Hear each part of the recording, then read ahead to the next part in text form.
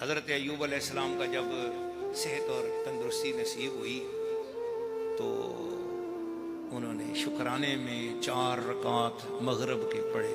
وہ مغرب کا ٹائم تھا جب حضرت ایوب علیہ السلام کو صحت نصیب ہوئی۔ حضرت سیدنا ایوب علیہ السلام نے نیت کی 4 رکعت صحت کے لیے اور 3 پڑھی تو پھر تھک کے فنہد فی الصلاۃ، تھک گئے 3 پڑھ کر اور 3 پڑھ کر سلام پھیر دیا۔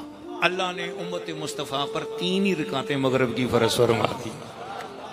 اچھا جب قیامت والے دن جاؤ گے جنہوں نے 3 پڑھی ہے، قیامت والے دن آپ کے نامہ اعمال میں لکھی ہوں گی 4 فرض پڑھتے رہے ہیں۔ آپ سارے بولو یا اللہ زندگی وچ ایک باری بھی بھول کے 3 کلو اتے کدے گئے نہ جے امام جلے دے پیچھے ڈک چھوڑنے 3 رکعت ہے، 4 کدے پڑھوں دتی نہیں امام حسنے تے یا اللہ نامہ اعمال میں 4 کیوں لکھیاں نے؟